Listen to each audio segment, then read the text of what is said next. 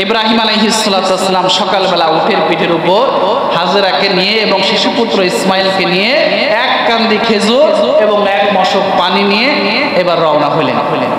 রওনা করতে করতে এমন এক জায়গায় যে পৌঁছালেন যেখানে বর্তমান কাবা শরীফ, জমজম কূপ, এই জায়গাটা ঠিক এই জায়গাটায় ইব্রাহিম আলাইহিস সালাতু ওয়াস সালাম আসলেন। আশেপাশে 40 মাইলের মধ্যে কোনো গাছপালা, পানি, বসতি, মানুষের কোনো আনাগোনা কিছুই নেই।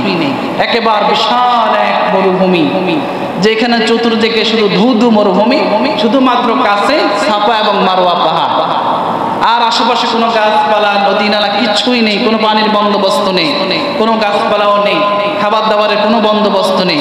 এমন মরুভূমির মাঝখানে যেখানে আল্লাহ পাক রব্বুল আলামিনের নির্দেশিত স্থান ছিল, এই স্থানে ইব্রাহিম আলাইহিস সালাতু ওয়াস সালাম বিবি হাজেরা এবং শিশুপুত্র ইসমাইলকে রাখলেন। রাখার পর এক মশক পানি দিলেন, খেজুরগুলি দিলেন।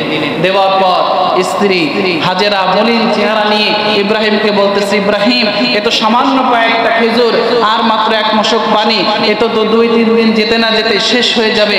এরপর আমাদের খাবারের বন্দোবস্ত কি হবে, পানির বন্দোবস্ত কি হবে, এই মরুভূমির মাঝে আমরা কিভাবে থাকবো? থাকার আমাদের তো কোনো দেখার মতো কেউ নাই, সাহায্য করার মতো কেউ নাই, কোনো গাছপালা নাই, কোনো ছায়া নাই, এইখানে আমরা কিভাবে অবস্থান করব? ইব্রাহিম আলাইহিস সালাতু ওয়াস সালাম একটু আসমানের দিকে তাকাইলেন, আবার জমিনের দিকে তাকাইলেন। বিবি হাজেরাকে ডাক দিয়ে বললেন যে, হাজেরা, আমি তোমাদেরকে আল্লাহ তাআলার উপর হাওলা করে এই মরুভূমির মাঝে রেখে যাচ্ছি। ইব্রাহিম আলাইহিস সালাতু ওয়াস সালাম এই কথা বলে সেখানে আর দেরি করলেন না।